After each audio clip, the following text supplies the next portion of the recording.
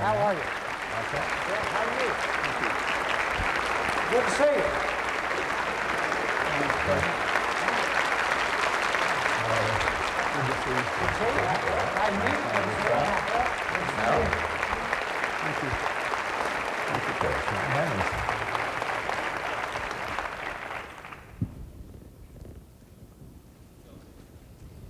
Good evening and welcome to the second of 3 presidential debates between the major candidates for President of the United States. The candidates are the Republican nominee, President George Bush, the independent, Ross Perot, and Governor Bill Clinton, the Democratic nominee. My name is Carol Simpson, and I will be the moderator for tonight's 90-minute debate, which is coming to you from the campus of the University of Richmond in Richmond, Virginia. Now, tonight's program is unlike any other presidential debate in history. We're making history now, and it's pretty exciting. An independent polling firm has selected an audience of 209 uncommitted voters from this area. The candidates will be asked questions by these voters on a topic of their choosing, anything they want to ask about. My job as moderator is to, take care of the questioning, ask questions myself if I think there needs to be continuity and balance, and sometimes I might ask the candidates to respond to what another candidate may have said.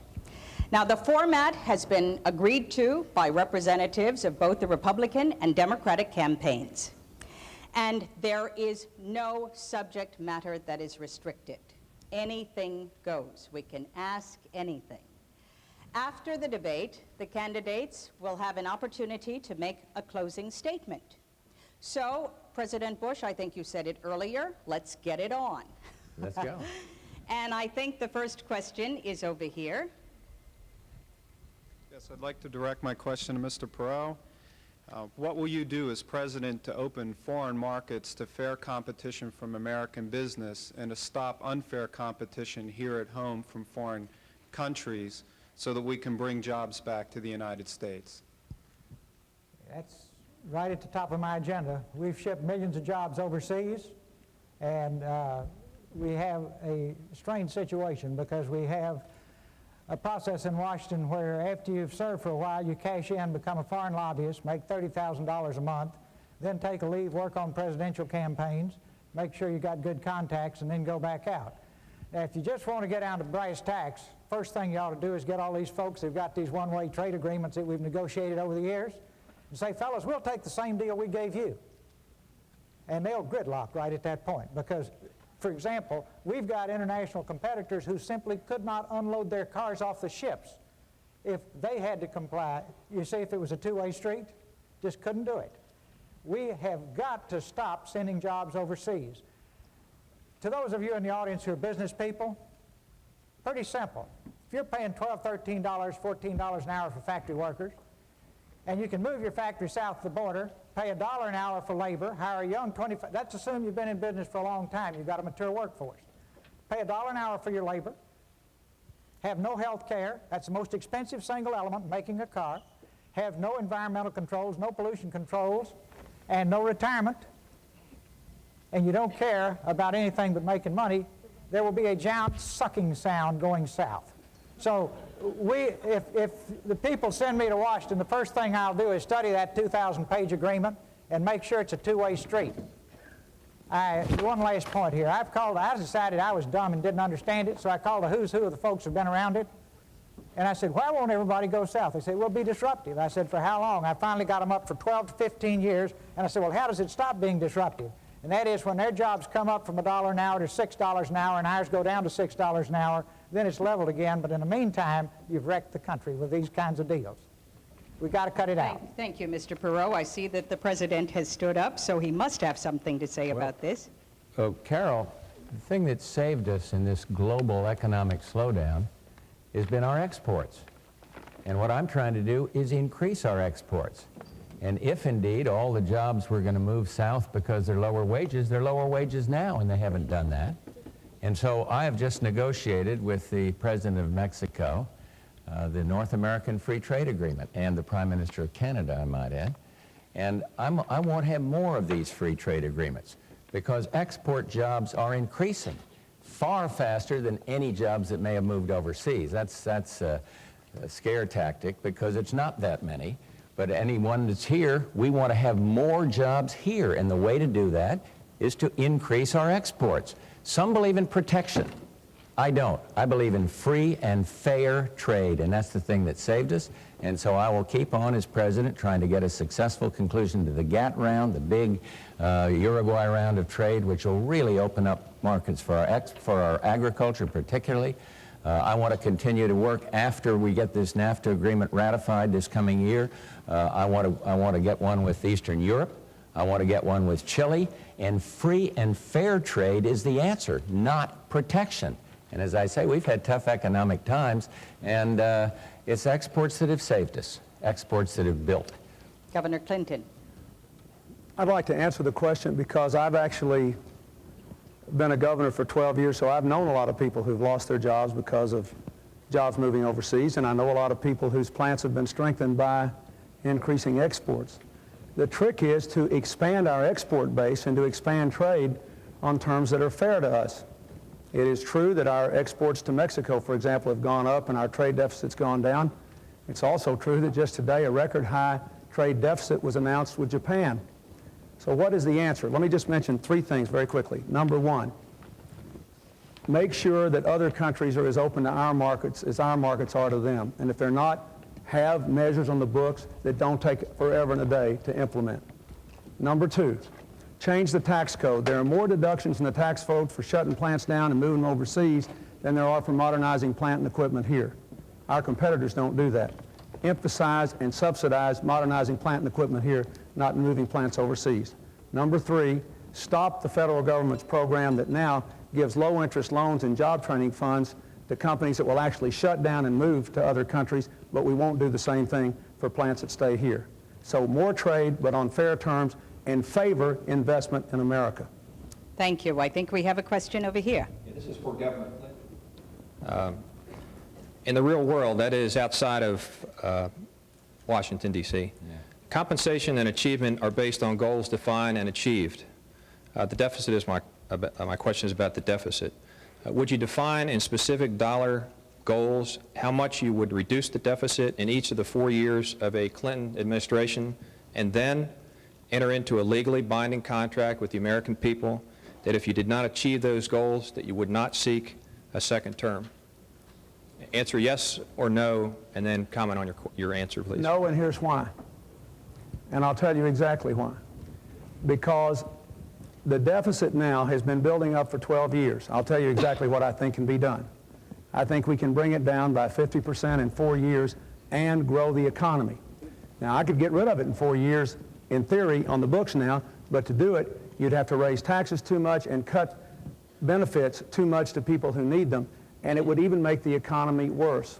Mr. Perot will tell you, for example, that the expert he hired to analyze his plan says that it will bring the deficit down in 5 years, but it will make unemployment bad for 4 more years. So my view is, sir, you have to increase investment, grow the economy, and reduce the deficit by controlling health care costs, prudent reductions in defense, cuts in domestic programs, and asking the wealthiest Americans and foreign corporations to pay their fair share of taxes, and investing and growing this economy. I ask everybody to look at my economic ideas. 9 Nobel Prize winners and over 500 economists and hundreds of business people, including a lot of Republicans, said this is the way you got to go. If you don't grow the economy, you can't get it done. But I can't foresee all the things that will happen, and I don't think a president should be judged solely on the deficit. Let me also say, we're having an election today. You'll have a shot at me in 4 years, and you can vote me right out if you think I've done a lousy job. And I would welcome you to do that. Mr. President. Well, I'm a little confused here because I don't see how you can grow the deficit down by raising people's taxes. You see, I don't think the American people are taxed too little. I think they're taxed too much. I went for one tax increase, and when I make a mistake, I admit it. So that wasn't the right thing to do. Governor Clinton's program wants to tax more and spend more, $150 billion in new taxes, spend another 220. I don't believe that's the way to do it. Here's some things that'll help. Give us a balanced budget amendment. He always talks about Arkansas having a balanced budget, and they do. But he has a balanced budget amendment, have to do it. I'd like the government to have that. And I think it would discipline not only the Congress, which needs it, but also the executive branch. I'd like to have what 43 governors have, the line item veto. So if the Congress can't cut, and we've got a reckless spending Congress, let the president have a shot at it by wiping out things that are pork barrel or something of that nature. I've proposed another one. Some sophisticates think it may be a little gimmicky. I think it's good.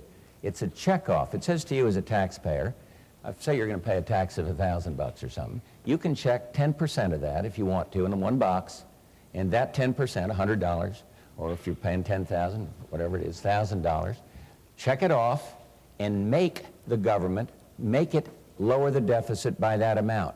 And if the Congress won't do it, if they can't get together and negotiate how to do that, then you'd have a sequester across the board. You'd exempt Social Security. I don't want to tax or touch Social Security. I'm the president that said, hey, don't mess with Social Security, and we haven't. So I believe we need to control the growth of mandatory spending. Back to this gentleman's question, that's the main growing thing in the budget. The program that the president, 2/3 of the budget, I as president, never get to look at, never get to touch. We've got to control that growth to inflation and population increase, but not raise taxes on the American people now. I just don't believe that would stimulate any kind of growth at all. How about you, Mr. Perot? Well, with $4 trillion in debt, we're going into debt an additional $1 billion, a little more than $1 billion every working day of the year. Now, the thing I love about it, I'm just a businessman. I was down in Texas taking care of business, tending to my family. This situation got so bad that I decided I better get into it. American people asked me to get into it. But I just find it fascinating that while we sit here tonight, we will go into debt an additional $50 million in an hour and a half. Now, it's not the Republicans' fault, of course, and it's not the Democrats' fault, and what I'm looking for is who did it. Now, they're the two folks involved, so maybe if you put them together, they did it. Now, the facts are we have to fix it. We are leaving. I'm here tonight for these young people up here in the balcony from this college. When I was a young man, when I got out of the Navy, I had multiple job offers. Young people with high grades can't get a job. People, the 18 to 24-year-old high school graduates 10 years ago were making more than they are now. In other words, we were down to 18% of them were making, the 18 to 24-year-olds were making less than $12,000. Now that's up to 40%. And what's happened in the meantime? The dollar's gone through the floor. Now whose fault is that? Not the Democrats, not the Republicans. Somewhere out there, there's an extraterrestrial that's doing this to us, I guess. And everybody says they take responsibility. Somebody somewhere has to take responsibility for this. Put it to you bluntly, American people. If you want me to be your president, we're going to face our problems. We'll deal with the problems. We'll solve our problems. We'll pay down our debt. We'll pass on the American dream to our children. And I will not leave our children a situation that they have today. When I was a boy, it took 2 generations to double the standard of living. Today, it will take 12 generations. Okay, Our children will not see the American dream because of this debt that somebody somewhere dropped on us. You're all wonderful speakers, and I know you have lots more to add, but I've talked to this audience, and they have lots of questions on other topics. Can we move to another topic, please? We have one up here, I think. Yes, I'd like to address all the candidates with this question. The amount of time the candidates have spent in this campaign trashing their opponent's character and their programs is depressingly large. Why can't your discussions and proposals reflect the genuine complexity and the difficulty of the issues to try to build a consensus around the best aspects of all proposals? Who wants to take that one? Mr. Perot, you have an answer for everything, don't you? Go right ahead, sir. No, I don't have an answer for everything. But as you all know, I've been buying 30-minute segments to talk about issues. And tomorrow night on NBC from 10:30 to 11 Eastern, we're going to talk about how you pay the debt down. So we're going to come right down to that one. See, we'll be on again Saturday night, 8 to 9 o'clock on ABC. So the point is, this is not finally, I couldn't agree with you more. Couldn't agree with you more. And I have said again and again and again, let's get off mud wrestling, let's get off personalities, and let's talk about jobs, health care, crime, the things that concern the American people. I'm spending my money, not PAC money, not foreign money, my money, to take this message to the people. Thank you, Mr. Perot. So that seems directed. He would say it's you gentlemen that have been doing that. Mr. Clinton, Governor Clinton, President Bush, how would you like to respond? Well, first place, I believe that character is a part of being president. I think you have to look at it. I think that has to be a part of candidate for president or being president. In terms of programs, I've submitted, 4 different budgets to the United States Congress in great detail. They're so heavy they'd give you a, broken back. And everything in there says what I am for. Now I've come out with a new agenda for America's renewal, a plan that I believe really will help stimulate the growth of this economy. My record on world affairs is pretty well known because I've been president for 4 years, so I feel I've been talking issues. Nobody likes who shot John, but I think the first negative campaign run in this election was by Governor Clinton. And I'm not going to sit there and be a punching bag. I'm going to stand up and say, hey, listen, here's my side of it. But character is an important part of the equation. The other night, Governor Clinton raised I don't know if you saw the debate the other night. Suffered through that. Well, he raised the question of my father. It was a good line, well rehearsed, and well delivered. But he raised the question of my father and said, well, your father, Prescott Bush, was against McCarthy. You should be ashamed of yourself, McCarthyism. I remember something my dad told me. I was 18-year-old, going to Penn Station to go on into the Navy. And he said, write your mother, which I faithfully did. He said, serve your country. My father was an honor, duty, and country man. And he said, tell the truth. And I've tried to do that in public life, all through it. And that says something about character. My argument with Governor Clinton, you can call it mud wrestling, but I think it's fair to put it in focus, is I am deeply troubled by someone who demonstrates and organizes demonstration in a foreign land when his country's at war. Probably a lot of kids here disagree with me, but that's what I feel. That's what I feel passionately about. I'm thinking of Ross Perot's running mate sitting in the jail. How would he feel about it? But maybe that's generational. I don't know. But the big argument I have with the governor on this is this taking different positions on different issues, trying to be one thing to one person here that's opposing the NAFTA agreement and then for it, what we call waffling. And I do think that you can't turn the White House into the Waffle House. You got to say what you're for. And you got to... Mr. President, I'm getting time cues. With all excuse me, due respect, I'm sorry. No, Governor go ahead, Clinton. Carol. I get wound up because I feel Yes, strong. you do. Let me say first of all to you that I believe so strongly in the question you asked that I suggested this format tonight. I started doing these formats a year ago in New Hampshire. And I found that we had huge crowds because all I did was let people ask questions and I tried to give very specific answers. I also had a program starting last year. I've been disturbed by the tone and the tenor of this campaign. Thank goodness the networks have a fact check so I don't have to just go blue in the face anymore. Mr. Bush said once again tonight I was going to have a $150 billion tax increase. When Mr. Quayle said that, all the networks said that's not true. He's got over $100 billion of tax cuts and incentives. So I'm not going to take up your time tonight, but let me just say this. We'll have a debate in 4 days, and we can talk about this character thing again. But the Washington Post ran a long editorial today saying they couldn't believe Mr. Bush was making character an issue, and they said he was the greatest, quote, political chameleon for changing his positions of all time. Now, I don't want to get into that. Wait a minute. Let's don't, you don't have to believe that. Here's my point. I'm not interested in his character. I want to change the character of the presidency. And I'm interested in what we can trust him to do and what you can trust me to do and what you can trust Mr. Perot to do for the next 4 years. So I think you're right, and I hope the rest of the night belongs to you. I talked to this audience before you gentlemen came, and I asked them about how they felt about the tenor of the campaign. Would you like to let them know what you thought about that? When I said, are you pleased with how the campaign's been going?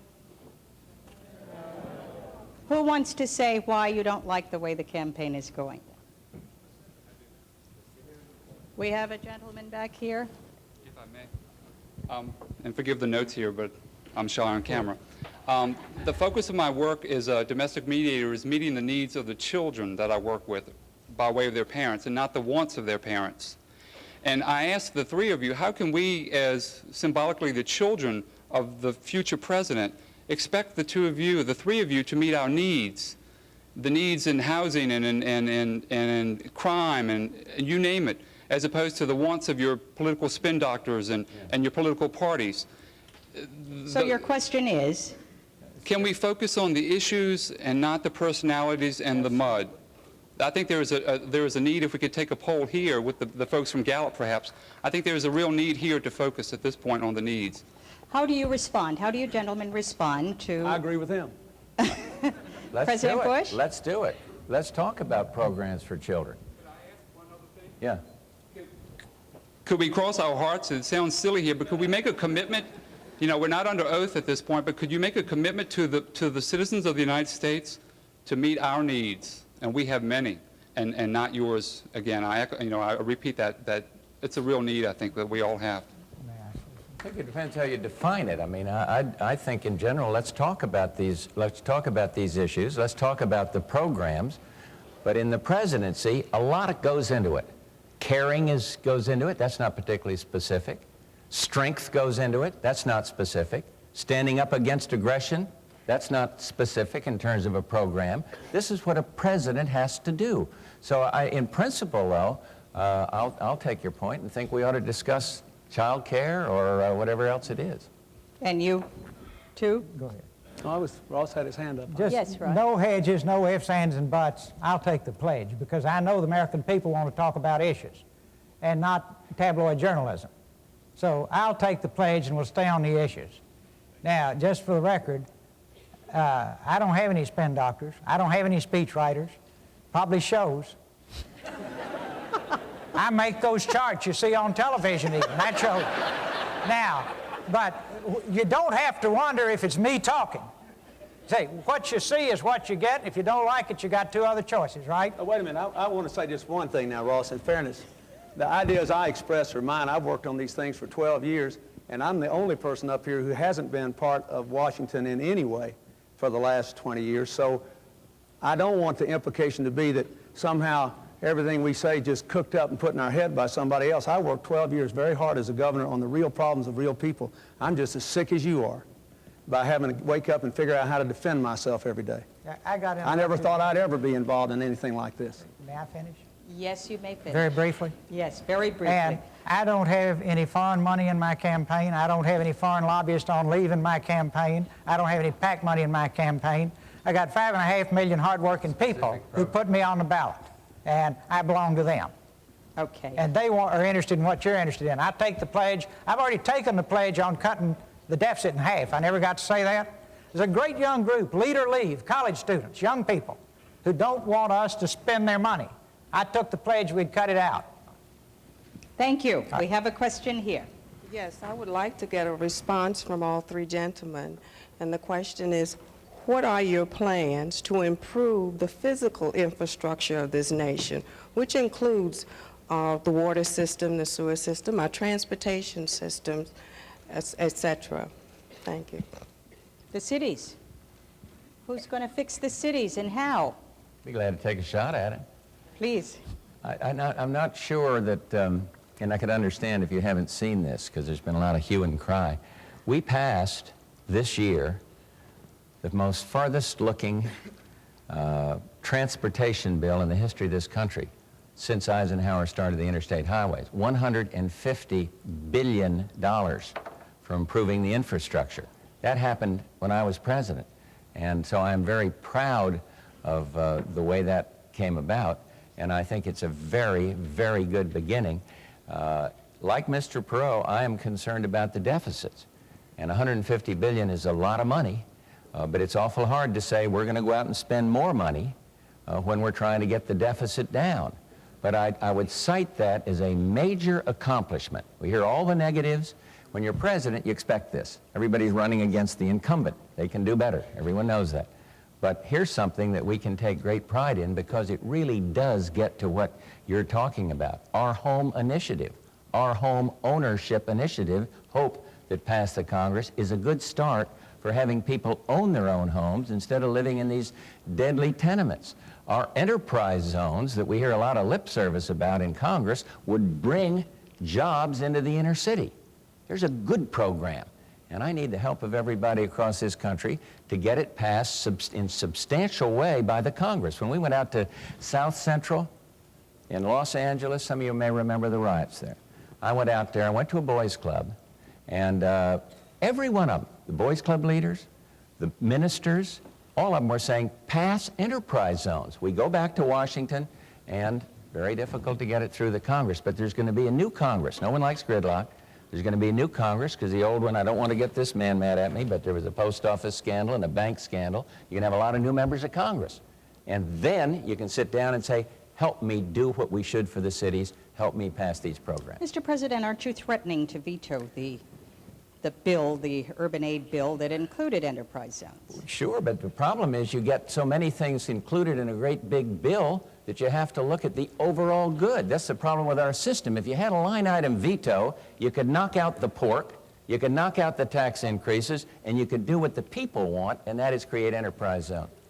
Governor Clinton, you're chomping at the bit. That bill pays for these urban enterprise zones by asking the wealthiest Americans to pay a little more, and that's why he wants to veto it. Just like he vetoed an earlier bill this year. This is not mudslinging, this is fact slinging. A bill earlier this year, this is facts, that would have given investment tax credits and other incentives to reinvest in our cities, in our country, but it asked the wealthiest Americans to pay a little more. Mr. Perot wants to do the same thing. I agree with him. I mean, we agree with that. But let me tell you specifically what my plan does. My plan would dedicate $20 billion a year in each of the next 4 years for investments in new transportation, communications, environmental cleanups, and new technologies for the 21st century. And we would target it especially in areas that have been either depressed or which have lost a lot of defense-related jobs. There are 200,000 people in California, for example, who've lost their defense-related jobs. They ought to be engaged in making high-speed rail. They ought to be engaged in breaking ground in other technologies, doing waste recycling, clean water technology, and things of that kind. We can create millions of jobs in these new technologies, more than we're going to lose in defense if we target it. But we're investing a much smaller percentage of our income in the things you just asked about than all of our major competitors. And our wealth growth is going down as a result of it. It's making the country poorer, which is why I answered the gentleman the way I did before. We have to both bring down the deficit and get our economy going through these kinds of investments in order to get the kind of wealth and jobs and incomes we need in America. Mr. Perot, what about your plans for the cities? You want to tackle the economy and the deficit first. First, you got to have money to pay for these things. So you've got to create jobs. There are all kinds of ways to create jobs in the inner city. Now, I'm not a politician, but I think I could go to Washington in a week and get everybody holding hands and get this bill signed, because I talked to the Democratic leaders and they want it. I talked to Republican leaders and they want it. But since they are bred from childhood to fight with one another rather than get results, you know, I would be glad to drop out and spend a little time and see if we couldn't build some bridges. Now, results is what counts. The president can't order Congress around. Congress can't order the president around. That's not bad for a guy that's never been there, right? But you have to work together. Now, I have talked to the chairman of the committees that want this. They're Democrats. The president wants it, but we can't get it because we sit here in gridlock because it's a campaign year. We didn't fund a lot of other things this year, like the savings and loan mess. That's another story that we're going to pay a big price for right after the election. Right. The facts are, though, the facts are, the American people are hurting. These people are hurting in the inner cities. We're shipping the low-paying, quote, low-paying jobs overseas. What are low-paying jobs? Textiles, shoes, things like that we say are yesterday's industries. They're tomorrow's industries in the inner city. Let me say, in my case, if I'm out of work, I'll cut grass tomorrow to take care of my family. I'll be happy to make shoes. I'll be happy to make clothing. I'll make sausage. You just give me a job. Put those jobs in the inner cities instead of doing diplomatic deals and shipping them to China where prison labor does the work. Mr. Perot, everybody thought you won the first debate because you were plain speaking and you made it sound oh so simple. We'll just do it. What makes you think that you're going to be able to get the Democrats and Republicans together any better than these guys? If you ask me if I could fly a fighter plane or be an astronaut, I can't. I've spent my life creating jobs. It's something I know how to do. And very simply in the inner city, they're starved. See, small businesses is the way to jumpstart the inner city. Not Are you answering my question? You want jobs in the inner city? Do you want jobs in the inner city? Is that No, your I question? want you to tell me how you're going to be able to get the Republicans and Democrats in Congress Oh, I'm to sorry. work together better than Well, these two gentlemen. I've listened to both sides, and if they would talk to one another instead of throwing rocks, I think we could get a lot done.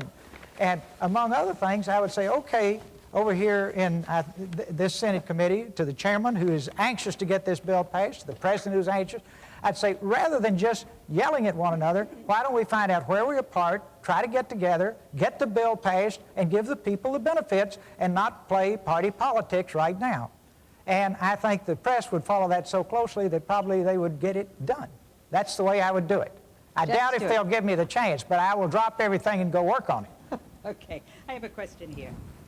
My question was originally for Governor Clinton, but I think I would welcome a response from all three candidates. As you are aware, crime is rampant in our cities. And in the Richmond area, and I'm sure it's happened elsewhere, 12-year-olds are carrying guns to school. And I'm sure when our founding fathers wrote the Constitution, they did not mean for the right to bear arms to apply to 12-year-olds. So I'm asking, where do you stand on gun control, and what do you plan to do about it? Governor Clinton. I support the right to keep and bear arms. I live in a state where over half the adults have hunting or fishing licenses or both. But I believe we have to have some way of checking handguns before they're sold, to check the criminal history, the mental health history, and the age of people who are buying them. Therefore, I support the Brady bill, which would impose a national waiting period unless and until a state did what only Virginia has done now, which is to automate its records. Once you automate your records, then you don't have to have a waiting period, but at least you can check. I also think we should have, frankly, restrictions on assault weapons whose only purpose is to kill. We need to give the police a fighting chance in our urban areas where the gangs are building up. The third thing I would say, it doesn't bear directly on gun control, but it's very important. We need more police on the street. There is a crime bill which would put more police on the street, which was killed for this session by a filibuster in the Senate, mostly by Republican senators. And I think it's a shame it didn't pass. I think it should be made the law, but it had the Brady bill in it, the waiting period. I also believe that we should offer college scholarships to people who will agree to work them off as police officers. And I think as we reduce our military forces, we should let people earn military retirement by coming out and working as police officers. 30 years ago, there were 3 police officers on the street for every crime. Today, there are 3 crimes for every police officer. In the communities which have had real success, putting police officers near schools where kids carry weapons to get the weapons out of the schools, or on the same blocks, you've seen crime go down. In Houston, there's been a 15% drop in the crime rate in the last year because of the work the mayor did there in increasing the police force. So I know it can work. I've seen it happen. Thank you. President Bush? I think you put your finger on a major problem. I talk about strengthening the American family, and it's very hard to strengthen the family if people are scared to walk down to the corner store and, send their kid down to get a loaf of bread. It's very hard. I have been fighting for very strong anti-crime legislation. Habeas corpus reform, so you don't have these endless appeals. So when somebody gets sentenced, hey, this is for real. I've been fighting for changes in the exclusionary rules, so if an honest cop stops somebody and makes a technical mistake, the criminal doesn't go away. I'll probably get into a fight in this room with some, but I happen to think that we need stronger death penalties for those that kill police officers.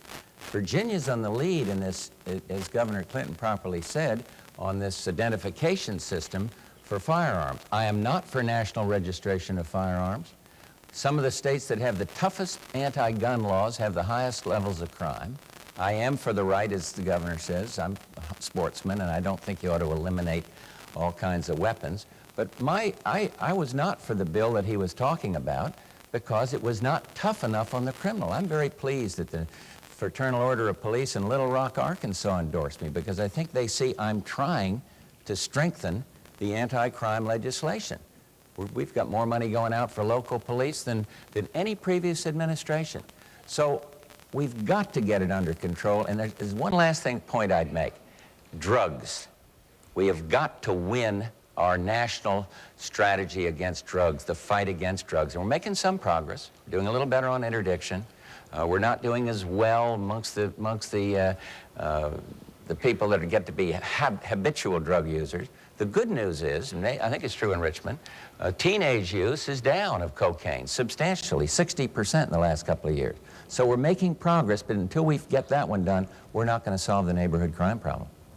Mr. Perot, there are young black males in America dying at unprecedented I didn't get to make rates. a comment on this. Yes, I'm getting you're to that going to elaborate. point. The Okay, fact excuse that- me. Excuse me. That homicide is the leading cause of death among young black males 15 to 24 years of old. What are you going to do to get the guns off the street?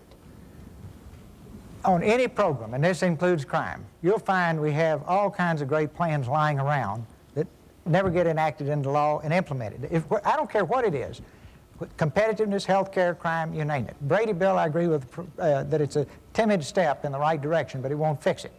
So what do we why do in the pass a meantime? law that won't fix it?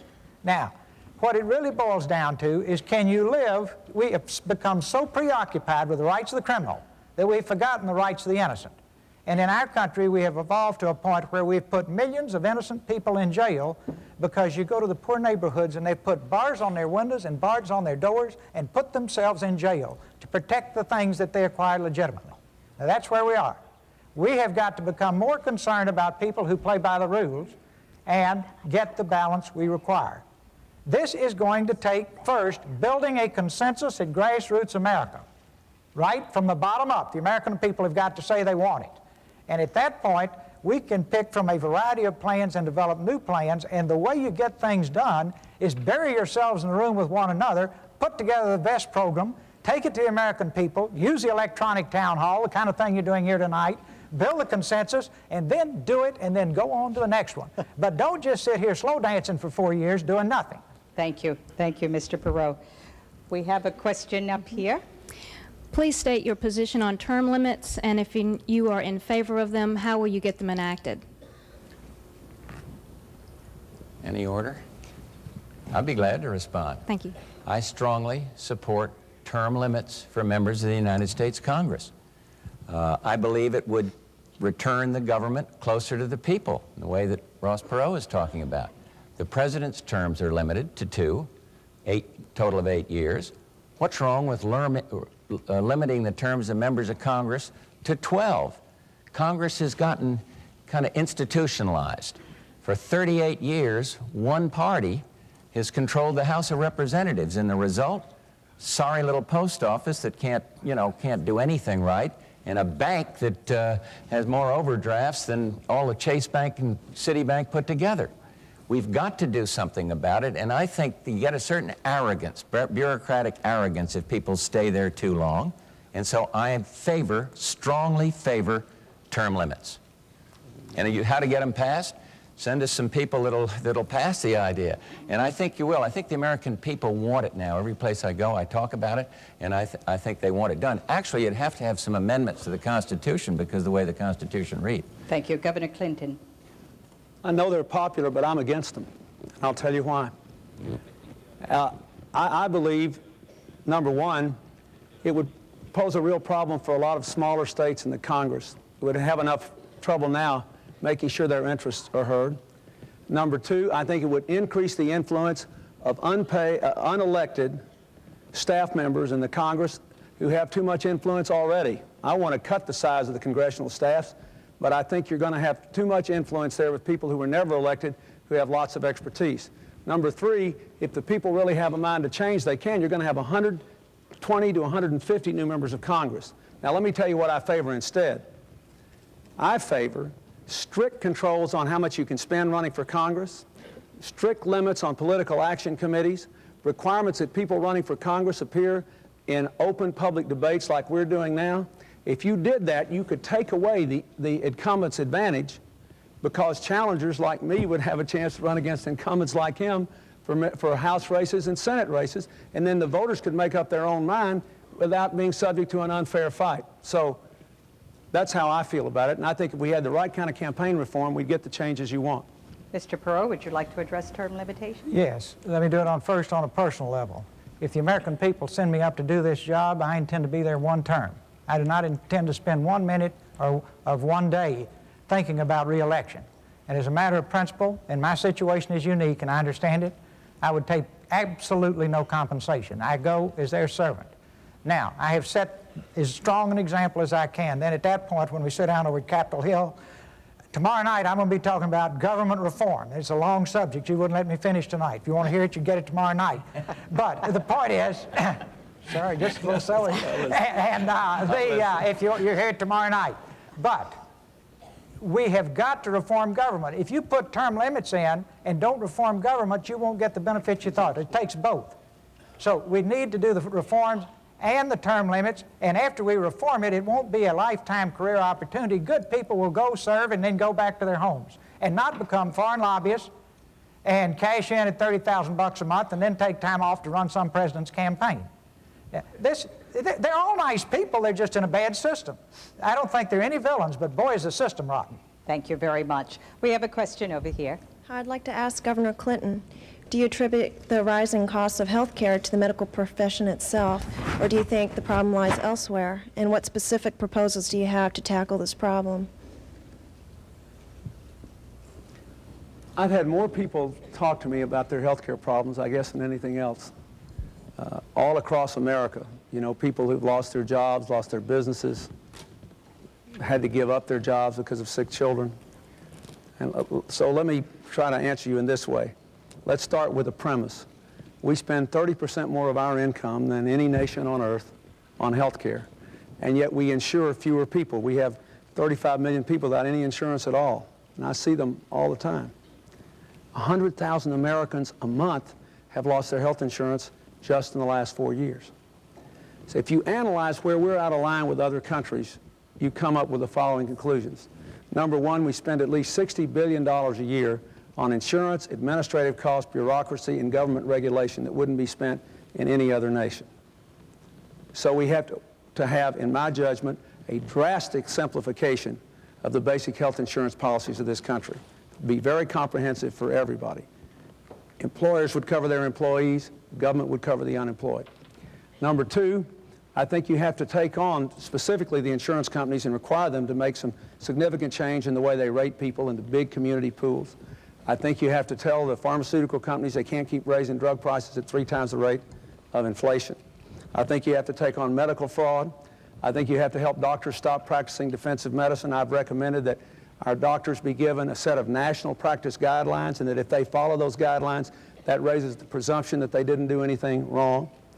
I think you have to have a system of primary and preventive clinics in our inner cities and our rural areas so people can have access to health care.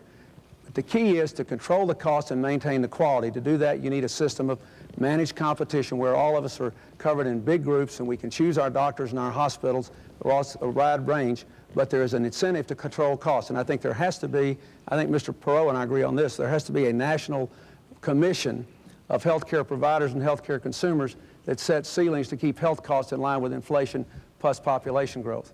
Now let me say, some people say we can't do this, but Hawaii does it. They cover 98% of their people, and their insurance premiums are much cheaper than the rest of America, and so does Rochester, New York.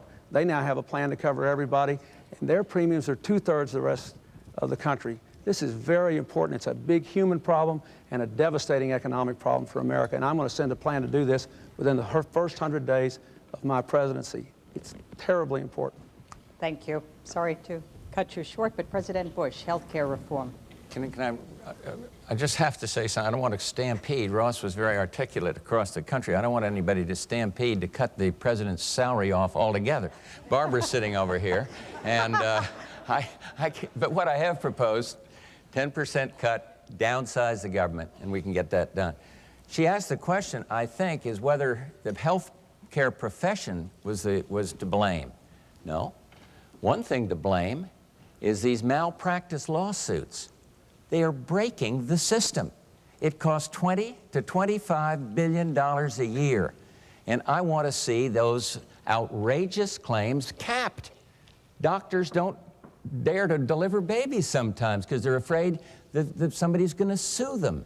People don't dare, medical practitioners, to help somebody along the highway that are hurt because they're afraid that some lawyer's going to come along and get a big lawsuit. So you can't blame the practitioners. the health profit. And my program is this: keep the government as far out of it as possible, make insurance available to the poorest of the poor through vouchers, next range in the income bracket through tax credits, and get on about the business of pooling insurance. A great big company can buy, Ross has got a good-sized company, been very successful. He can buy insurance cheaper than mom and pop store on the corner. But if those mom and pop stores all get together and pool, they too can bring the cost of insurance down. So I want to keep the quality of health care. That means keep government out of it.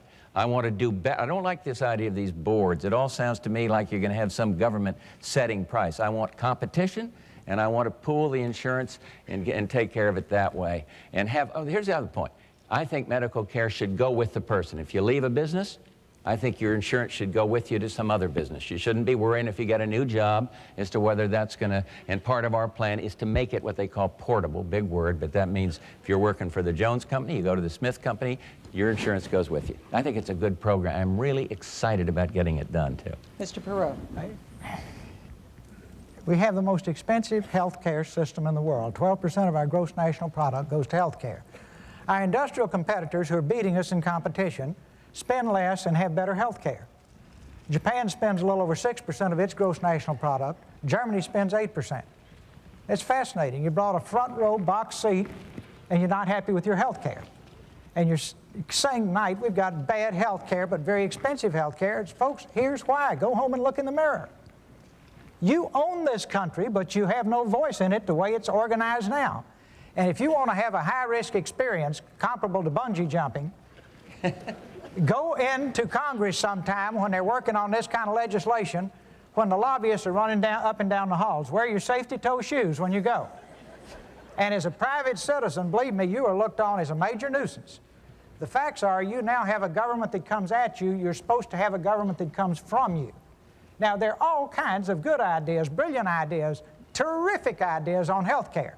None of them ever get implemented because, let me give you an example. Senator runs every 6 years. He's got to raise $20,000 a week to have enough money to run. Who's he going to listen to, us or the folks running up and down the aisles with money, the lobbyists, the PAC money? He listens to them. Who do they represent? Health care industry, not us. Now, you've got to have a government that comes from you again. You've got to reassert your ownership in this country, and you've got to completely reform our government. And at that point, they'll just be like apples falling out of a tree. The programs will be good because the elected officials will be listening to you. I said the other night I was all ears, and I would listen to any good idea. I think we ought to do plastic surgery on a lot of these guys so that they're all ears too and listen to you. Then you get what you want, and shouldn't you? You paid for it.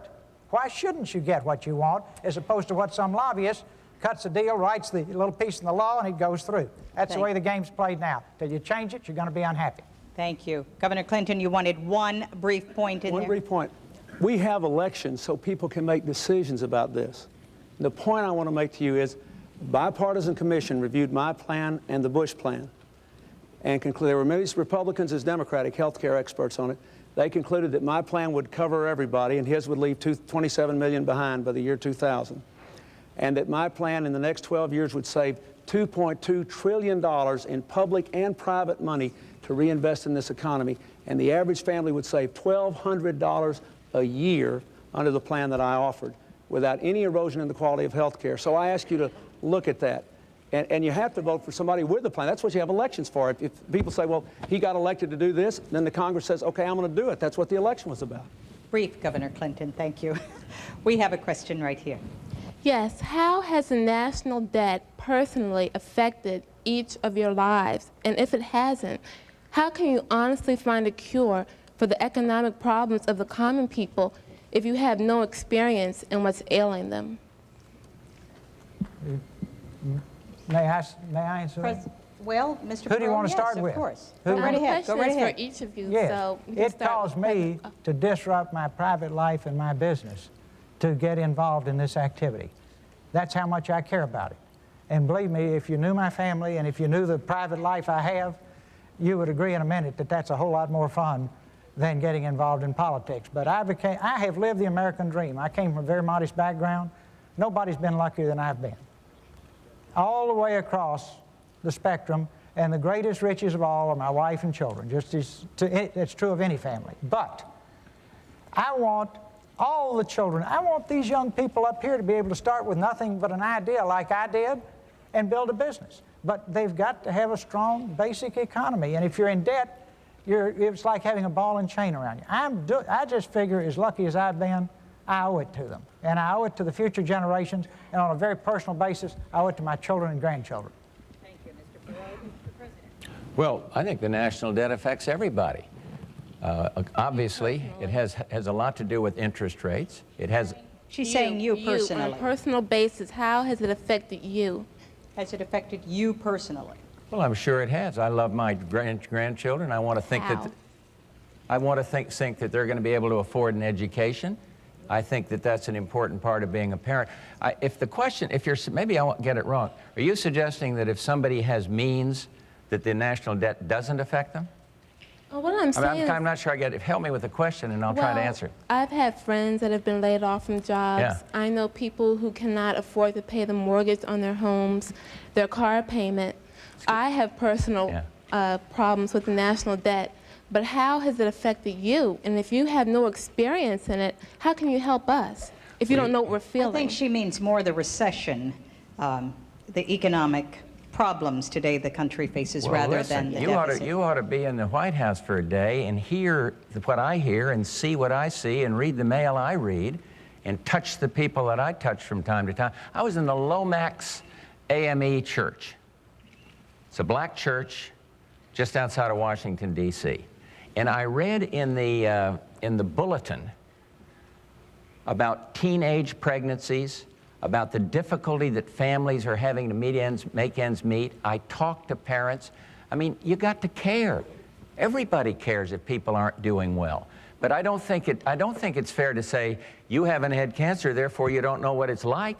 I don't think it's fair to say, whatever it is, that if you haven't been hit by it personally, but everybody's affected by the debt because of the tremendous interest that goes into paying on that debt. Everything's more expensive. Everything comes out of your pocket and my pocket. So it's that. But I think in terms of the recession, of course you feel it when you're president of the United States. And that's why I'm trying to do something about it by stimulating the export, investing more, better education systems. Thank you. I'm glad to clarify. Tell me how it's affected you again. You know people who've lost their jobs and lost their homes? Well, I've been governor of a small state for 12 years. I'll tell you how it's affected me.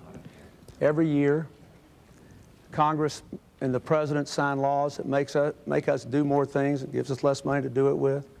I see people in my state, middle-class people, their taxes have gone up in Washington and their services have gone down, while the wealthy have gotten tax cuts. I have seen what's happened in this last 4 years when, in my state, when people lose their jobs, there's a good chance I'll know them by their names. When a factory closes, I know the people who ran it. When the businesses go bankrupt, I know them. And I've been out here for 13 months, meeting in meetings just like this ever since October, with people like you all over America, people that have lost their jobs, lost their livelihood, lost their health insurance. What I want you to understand is the national debt is not the only cause of that. It is because America has not invested in its people. It is because we have not grown. It is because we've had 12 years of trickle-down economics. We've gone from 1st to 12th in the world in wages. We've had 4 years where we produced no private sector jobs. Most people are working harder for less money than they were making 10 years ago. It is because we are in the grip of a failed economic theory. And this decision you're about to make better be about what kind of economic theory you want. Not just people saying, I'm going to go fix it, but what are we going to do? What I think we have to do is invest in American jobs, American education, control American health care costs, and bring the American people together again. Thank you, Governor Clinton.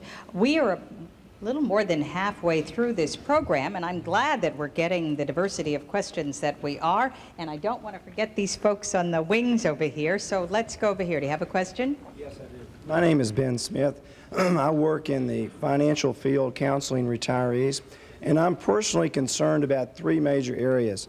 One is the Social Security Administration, or trust fund, is projected to be insolvent by the year 2036. And we funded the trust fund with IOUs in the form of Treasury bonds.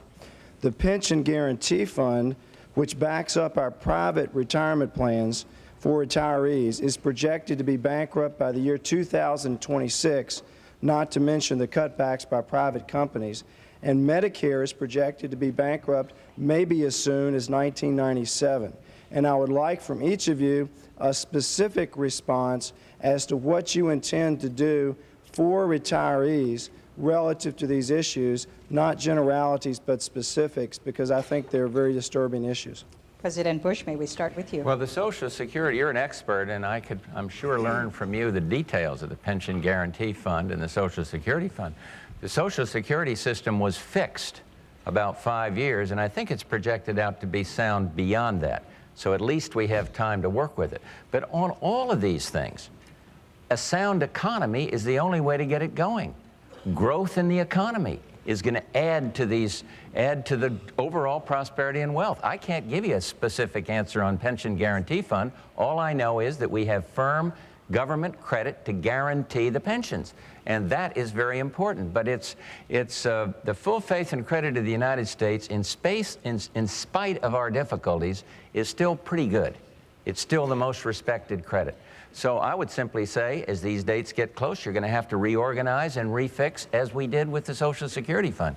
And I think that's the only answer. But the more immediate answer is to do what this lady was suggesting we do, and that is to get this deficit down and get on without adding to the woes and then restructure. One thing I've called for that has been stymied, and I'll keep on working for it, is a whole financial reform legislation. It is absolutely essential in terms of bringing our banking system and credit system into the new age instead of having it living back in the dark ages. And it's a big fight. And I don't want to give my friend Ross another shot at me here, but I am fighting with the Congress to get this through. And you can't just go up and say, I'm going to fix it. You got some pretty strong-willed guys up there that argue with you. But that's what the election's about. I agree with the governor. That's what the election is about. And sound fiscal policy is the best answer, I think, to all the three problems you mentioned. Thank you. Mr. Perot? Just on the broad issue here, when you're trying to solve a problem, you get the best plans. You have a raging debate about those plans. Then, out of that debate with leadership comes consensus. Then, if the plans are huge and complex like health care, I would urge you to implement pilot programs. Like the old carpenter says, measure twice, cut once. You know, let's make sure this thing's as good as we all think it is at the end of the meeting. Then finally, our government passes laws and freezes the plan in concrete. Anybody that's ever built a successful business will tell you, you optimize, optimize, optimize after you put something into effect. The reason Medicare and Medicaid are a mess is we froze them. Everybody knows how to fix them. There are people all over the federal government, if they could just touch it with a screwdriver, could fix it. Now back over here. See, we've got a $4 trillion debt, and only in America would you have $2.8 trillion of it, or 70% of it, financed 5 years or less. Now, that's another thing for you to think about when you go home tonight. You don't finance long-term debt with short-term money. Why did our government do it? To get the interest rates down. A 1% increase in interest rates in that $2.8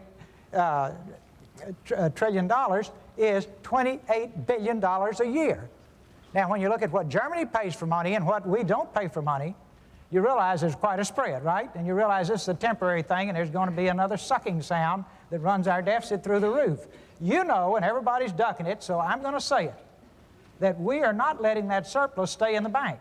We are not investing that surplus like a pension fund. We are spending that surplus to make the deficit look smaller to you than it really is.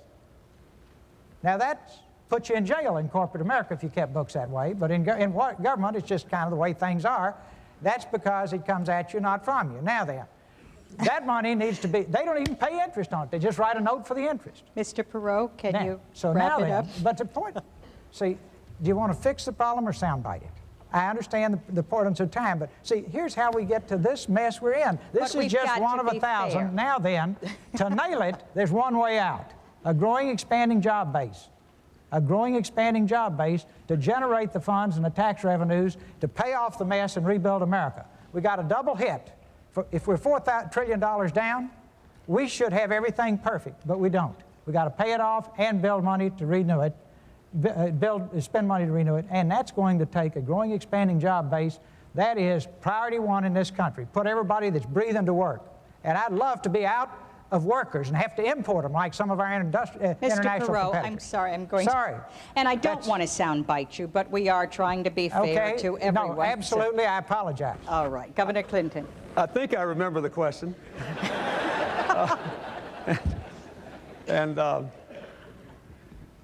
Let me say, first of all, I want to answer your specific question, but first of all, we all agree that there should be a growing economy. What you have to decide is who's got the best economic plan. And we all have ideas out there, and Mr. Bush has a record. So I don't want you to read my lips, and I sure don't want you to read his. I do hope you will read our plans. Now, specifically, one, on Medicare, it is not true that everyone knows how to fix it. There are different ideas. The Bush plan, the Perot plan, the Clinton, we have different ideas. I am convinced, having studied health care for a year hard and talking to hundreds and hundreds of people all across America, that you cannot control the cost of Medicare until you control the cost of private health care and public health care with managed competition, ceiling on cost, and radical reorganization of the insurance markets. You've got to do that. We've got to get those costs down. Number two, with regard to Social Security, that program, a lot of you may not know this, it produces a $70 billion surplus a year. Social Security is in surplus $70 billion. 6 increases in the payroll tax. That means people with incomes of $51,000 a year or less pay a disproportionately high share of the federal tax burden, which is why I want some middle class tax relief. What do we have to do? By the time the century turns, we have got to have our deficit under control. We have to work out of so that surplus is building up so when the baby boomers like me retire, we're okay. Number three, on the pension funds, I don't know as much about it, but I will say this. What I would do is to bring in the pension experts of the country, take a look at it, and strengthen the pension requirements further, because it's not just enough to have the guarantee. We had a guarantee on the S&Ls, right? We had a guarantee, and what happened? You picked up a $500 billion bill because of the dumb way the federal government deregulated it. So I think we are going to have to change and strengthen the pension requirements on private retirement plans. Thank you. I think we have a question here on international affairs, hopefully. We've come to a position where we're in a new world order, and I'd like to know what the candidates feel our position is in this new world order and what our responsibilities are as a superpower. Mr. President? Well, we have come to that position. Since I became president, 43, 44 countries have gone democratic. No longer totalitarian, no longer living under dictatorship or communist rule. This is exciting. This is New World Order to me means freedom and democracy. I think we will have a continuing responsibility as the only remaining superpower to stay involved. If we pull back in some isolation and say we don't have to do our share or more than our share anymore, I believe you're going to just ask for conflagration that we'll get involved in the future. NATO, for example, has kept the peace for many, many years, and I want to see us keep fully staffed in NATO, so we'll continue to guarantee the peace in Europe. But the exciting thing is the fear of nuclear war is down, and you hear all the bad stuff that's happened on my watch. I hope people will recognize that this is something pretty good for mankind. I hope they'll think it's good that democracy and freedom is on the move. And we're going to stay engaged, as long as I'm president, working to improve things. You know, it's so easy now to say, hey, cut out foreign aid, we got a problem at home. I think the United States has to still have the Statue of Liberty as a symbol of caring for others. We're right this very minute, we're sending supplies in to help these little starving kids in Somalia. We're trying to get, it's the United States that's taken the lead in humanitarian aid into Bosnia. We're doing this all around the world. And yes, we got problems at home. And I think I got a good plan to help fix those problems at home. But because of our leadership, because we didn't listen to the nuclear freeze group, do you remember? Freeze it back in about the late 70s. Freeze, don't touch it. We're going to lock it in now or else we'll have war. President Reagan said, no, peace through strength. It worked. The Soviet Union is no more, and now we're working to help them become totally democratic through the Freedom Support Act that I led on.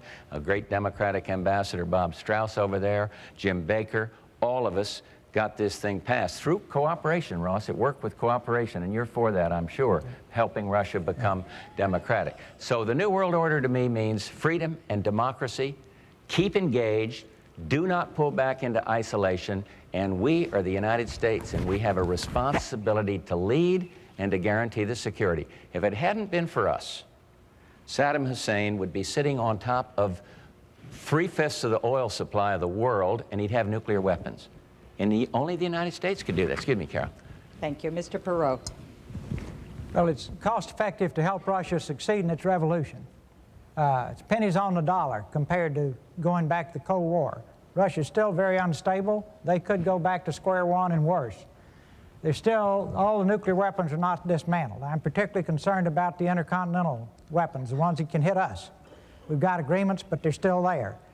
With all this instability and breaking into republics, and all the Middle Eastern countries going over there and shopping for weapons, we've got our work cut out for us. So we need to stay right on top of that and constructively help them move toward democracy and capitalism. We have to have money to do that.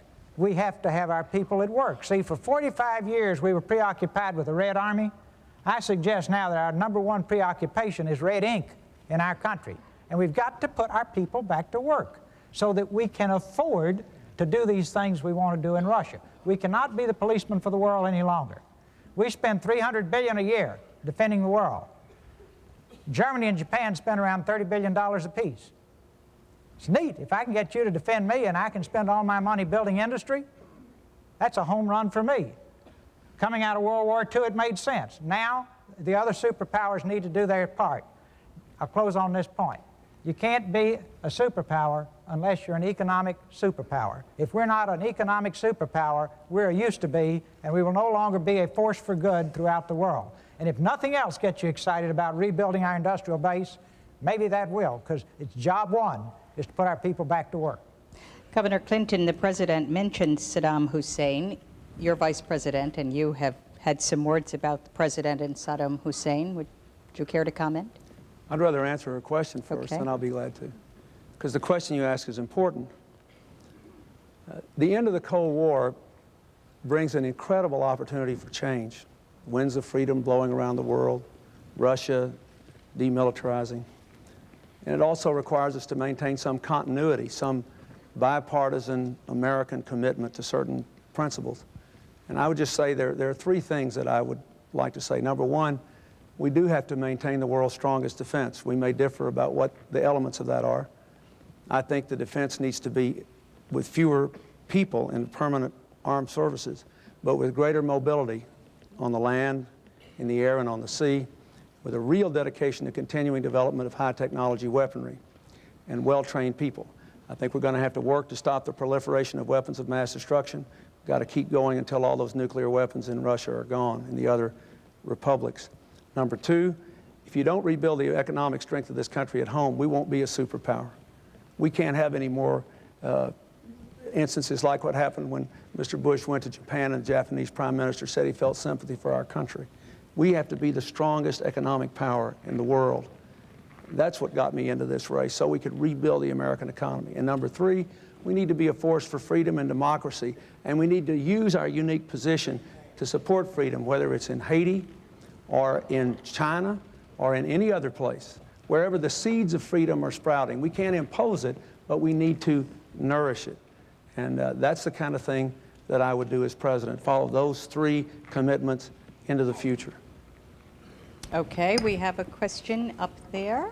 Yes, we've talked a lot tonight about creating jobs, but we have an awful lot of high school graduates who don't know how to read a ruler, who cannot fill out an application for a job. How can we create high-paying jobs with the education system we have? And what would you do to change it? Thank you. Who would like to begin? The education president? Go ahead. Yeah. Mr. President? I'd be delighted to, because you can't do it the old way. You can't do it with the school bureaucracy controlling everything, and that's why we have a new program that I hope people have heard about. It's being worked now in 1,700 communities. Bypass Congress on this one, Ross. 1,700 communities across the country. It's called America 2000. And it literally says to the communities, reinvent the schools, not just the bricks and mortar, but the curriculum and everything else. Think anew. We have a concept called the New American School Corporation, where we're doing exactly that. And so I believe that we got to get the power in the hands of the teachers, not the teachers' union. What's happening up there? And so our America 2000 program also says this. It says, let's give parents the choice of a public, private, or public school. Public, private, or religious school. And it works. It works in Milwaukee. Democratic woman up there taking the lead in this, the mayor up there on the program. And the schools that are not chosen are improved. Competition does that. So we've got to innovate through school choice. We've got to innovate through this America 2000 program. But she is absolutely right. The programs that we've been trying where you control everything and mandate it from Washington don't work. The governors, and I believe Governor Clinton was in on this, but maybe I don't want to invoke him here, but they come to me and they say, please get the Congress to stop passing so many mandates telling us how to control things. We know better how to do it in California or Texas or wherever it is. So this is what our program is all about, and I believe you're right on to something, that if we don't change the education, we're not going to be able to compete. Federal funding for education is up substantially. Pell Grants are up, but it isn't going to get the job done if we don't change K through 12. Governor Clinton? First of all, let me say that I've spent more of my time and life on this in the last 12 years than any other issue. 70% of my state's money goes to public schools, and I was really honored when Time magazine said that our schools had shown more improvement than any other state in the country except one other. They named 2 states showing real strides forward in the 80s. So I care a lot about this, and I've spent countless hours in schools. But let me start with what you said. I agree with some of what Mr. Bush said, but it's nowhere near enough. We live in a world where what you earn depends on what you can learn, where the average 18-year-old will change jobs 8 times in a lifetime, and where none of us can promise any of you that what you now do for a living is absolutely safe from now on. Nobody running can promise that. There's too much change in the world. So what should we do? Let me reel some things off real quick, because you said you wanted specifics. Number 1, under my program, we would provide matching funds to states to teach everybody with a job to read in the next 5 years and give everybody with a job the chance to get a high school diploma in big places on the job. Number 2, we would provide 2-year apprenticeship programs to high school graduates who don't go to college, and community colleges are on the job. Number 3, we'd open the doors to college education to high school graduates without regard to income. They could borrow the money and pay it back as a percentage of their income over the couple of years of service to our nation here at home. Number 4, we would fully fund the Head Start program to get little kids off to a good start. And 5, I would have an aggressive program of school reform. More choices, and I favor public schools or these new charter schools. We can talk about that if you want. I don't think we should spend tax money on private schools, but I favor public school choice, and I favor radical decentralization and giving more power to better trained principals and teachers with parent councils to control their schools. Those things would revolutionize American education and take us to the top economically. Thank you, Governor Clinton. The question is, what is it going to cost?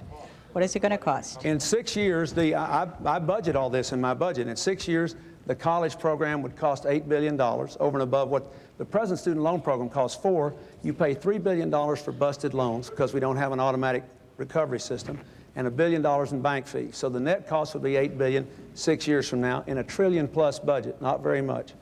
The other stuff, all the other stuff I mentioned, costs much less than that. The Head Start program full funding would cost about $5 billion more. And it's all covered in my budget from the plans that I've laid out, from raising taxes on families with incomes above $200,000 and asking foreign corporations to pay the same tax that American corporations do on the same income, from $140 billion in budget cuts, including what I think are very prudent cuts in the defense budget. It's all covered. Mr. Perot, you on education, please. Yes, I've got scars to show for being around education reform. And the first word you need to say in every city and state, and just draw a line in the sand, the public schools exist for the benefit of the children. You're going to see a lot of people fall over. Because anytime you're spending $199 billion a year, somebody's getting it. And the children get lost in the process. So that's step 1. Keep in mind, in 1960, when our schools were the envy of the world, we were spending $16 billion on them. Now we spend more than any other nation in the world, $199 billion a year, and rank at the bottom of the industrialized world in terms of education achievement. One more time, you brought a front row box seat and got a third-rate performance. It's a government that's not serving you. By and large, it should be local. The more local, the better. Interesting phenomenon. Small towns have good schools, big cities have terrible schools. The best people in a small town will serve on the school board. You get into big cities, it's political patronage, stepping stones. You get the job, give your relatives the janitor's jobs at $57,000 a year, more than the teachers make, and with luck, they clean the cafeteria once a week. Now, you're paying for that. Those schools belong to you. And we put up with that. And as long as you put up with that, that's what you're going to get. And these folks are just dividing up $199 billion and the children get lost. If I could wish for one thing for great public schools, it'd be a strong family unit in every home. Nothing will ever replace that. You say, well, gee, what are you going to do about that? Well, the White House is a bully pulpit, and I think we ought to be pounding on the table every day. There's nothing, the most efficient unit of government the world will ever know is a strong, loving family unit. Next thing, you need small schools, not big schools. A little school, everybody's somebody. Individualism is very important. These big factories, everybody told me they were cost effective. I did a study on it, they're cost ineffective. 5,000 students, why is a high school that big? One reason. Sooner or later, we get 11 or more boys that can run like the devil, that weigh 250 pounds, and they might win district. Now, that has nothing to do with learning. Secondly, across Texas, typically half the school day was non-academic pursuits. In one place, it was 35%. In Texas, you could have unlimited absences to go to livestock shows. Found a boy, excuse me, but this gives the flavor. Boy in Houston kept a chicken in the bathtub in downtown Houston. Missed 65 days going to livestock shows. Finally had to come back to school. The chicken lost his feathers. That's the only way we got him back. Now, that's your tax money being wasted.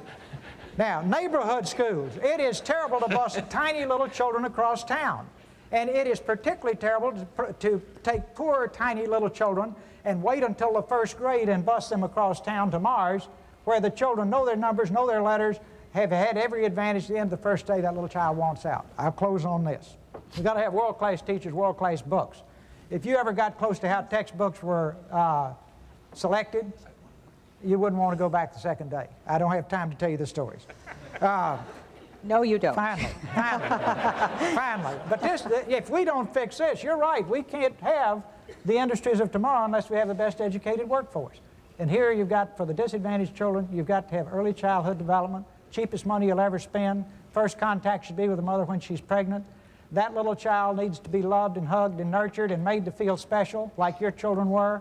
They learn to think well or poorly of themselves in the first 18 months. Thank you, Mr. And within the Perot. first few years, they either learn how to learn or don't learn how to learn. And if they don't, they wind up in prison. Thank and it you, costs more to Mr. keep them in Perot. prison than it does to send them to Harvard. I rest my case. Thank you. President Bush, you wanted to add something. I just had a word of clarification because of something Governor Clinton said.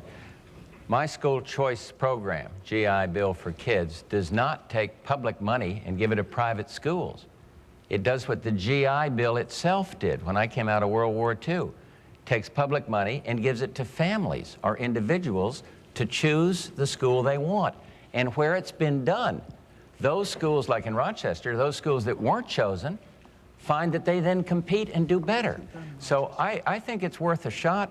We've got a pilot program. It ought to be tried. School choice, public, private, or religious, not to the schools, but to, 46% of the teachers in Chicago, public school teachers, send their kids to private school. Now, I think we ought to try to help families and see if it will do what I think, make all schools better. I just want to mention, if I could, just two Very other things. briefly. Very briefly. Involving the parents in the preschool education of their kids, even if they're poor and uneducated, can make a huge difference. We have a big program in my state that teaches mothers or fathers to teach their kids to get ready for school. It's the most successful thing we've ever done. Just a fact clarification real quickly. We do not spend a higher percentage of our income on public education than every other country. There are 9 countries that spend more than we do on public education. We spend more on education because we spend so much more on colleges. But if you look at public education alone and you take into account the fact that we have more racial diversity and more poverty, it makes a big difference. There are great public schools where there's public school choice, accountability, and brilliant principals. I'll just mention one, the Beasley Academic Center in Chicago. I commend it to anybody. It's as good as any private school in the country. We have very little time left, and it occurs to me that we have talked all this time, and there has not been one question about some of the racial tensions and ethnic tensions in America. Is there anyone in this audience that would like to pose a question to the candidates on this? Yes.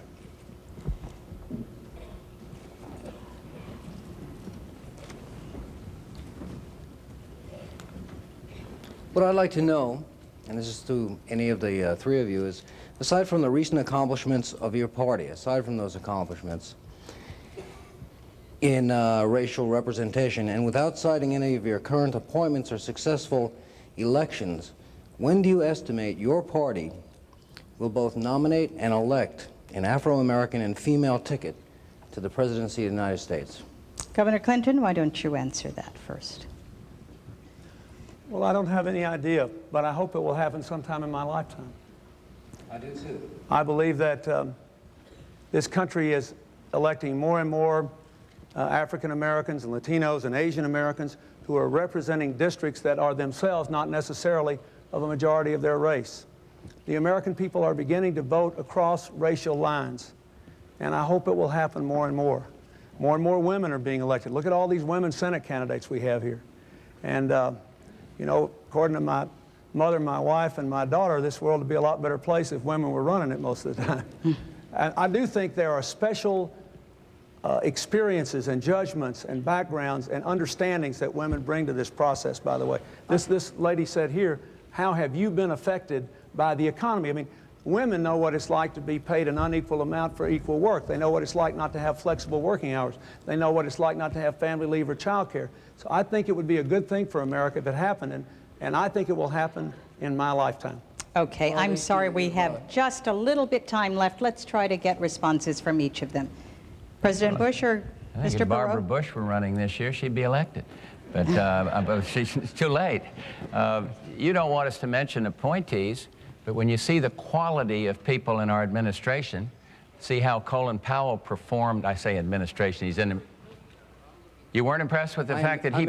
Excuse me, I'm extremely impressed but wouldn't with that suggest to the American people then, here's a quality person, if he decided that he could automatically get the nomination of either party? Or, huh? I'm totally impressed with that. I just want to know is when's your guess Oh, I when? see. You mean time? Yeah. I don't know. Starting after 4 years.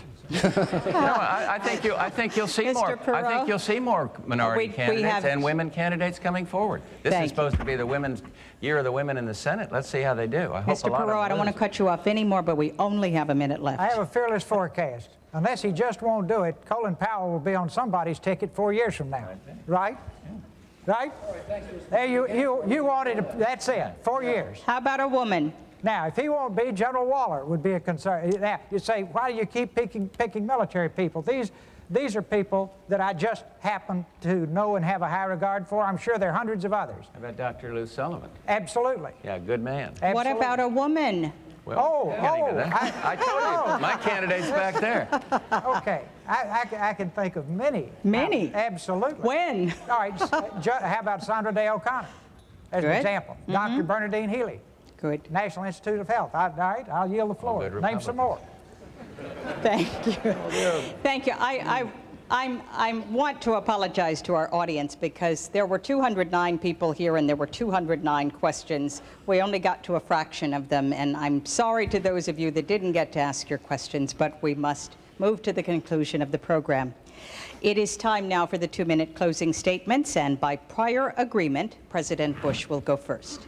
May I ask for an exception, because I think we owe Carol Simpson. Anybody can stand in between these three characters here and get the job done. We owe her a round of applause. So, but don't take it out of my time. That's right. I feel strongly about it, but I don't want it to come out of my time.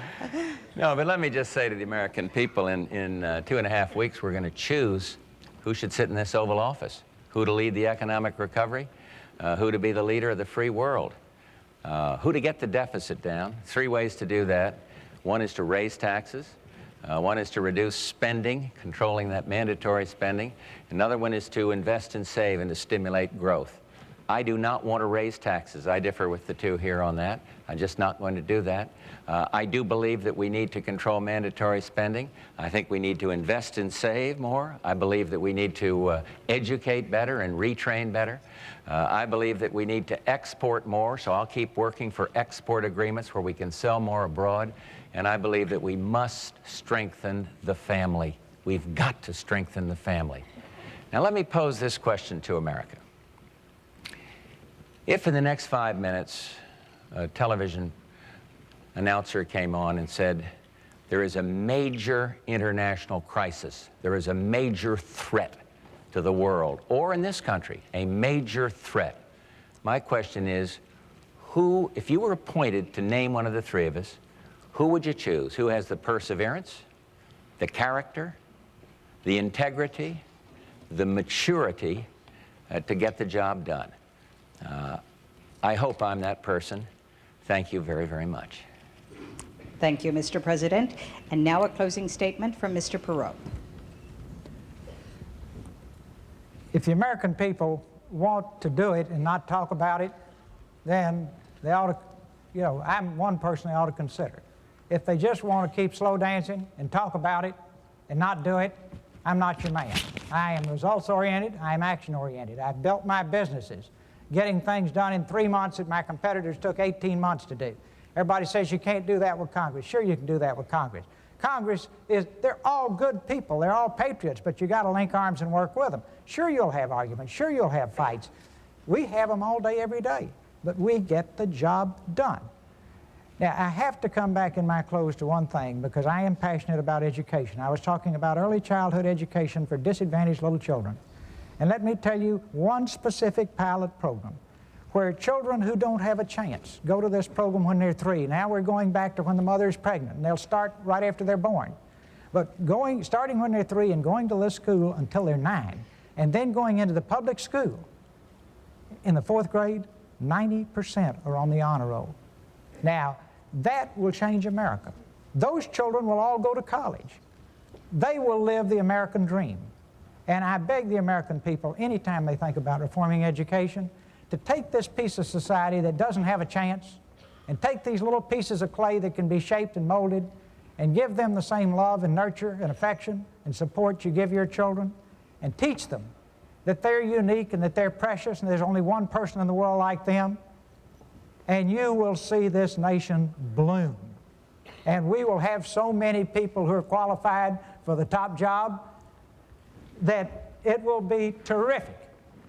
Now, finally, if you can't pay the bills, you're dead in the water. And we have got to put our nation back to work. Now, if you don't want to really do that, I'm not your man. I'd go crazy sitting up there, slow dancing that one. In other words, unless we're going to do it, then pick somebody who likes to talk about it. Now, just remember when you think about me, I didn't create this mess. I've been paying taxes just like you. And Lord knows I've paid my share.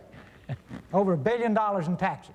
And for a guy that started out with everything he owned in the trunk of his car, that ain't bad. Once again. But it's in your hands. I wish you well. I'll see you tomorrow night on NBC, 10:30, 11 Eastern. And finally, last but not least, Governor Clinton. Thank you, Carol, and thank you, ladies and gentlemen. Since I suggested this format, I hope it's been good for all of you. I really tried to be faithful to your request that we answer the questions specifically and pointedly. I thought I owed that to you, and I respect you for being here and for the impact you've had on making this a more positive experience. These problems are not easy. They're not going to be solved overnight, but I want you to think about just 2 or 3 things. First of all, the people of my state have let me be their governor for 12 years because I made commitments to 2 things: more jobs and better schools. Our schools are now better. Our children get off to a better start from preschool programs and smaller classes in the early grades, and we have one of the most aggressive adult education programs in the country. We talked about that.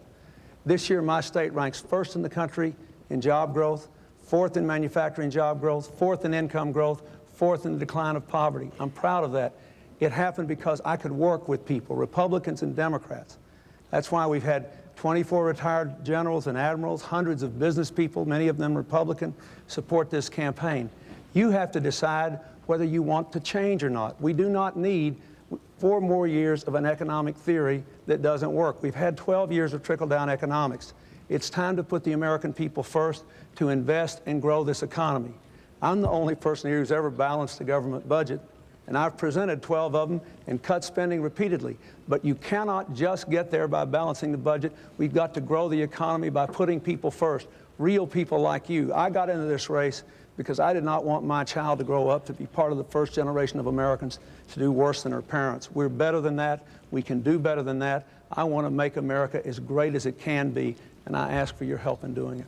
Thank you very much. Thank you, Governor Clinton. Ladies and gentlemen, this concludes the debate sponsored by the Bipartisan Commission on Presidential Debates. I'd like to thank our audience of 209 uncommitted voters who may leave this evening, maybe being committed, and hopefully they'll go to the polls like everyone else on November 3rd and vote. We invite you to join us on the third and final presidential debate next Monday, October 19th, from the campus of Michigan State University in East Lansing, Michigan. I'm Carol Simpson. Good night. Well done, Carol.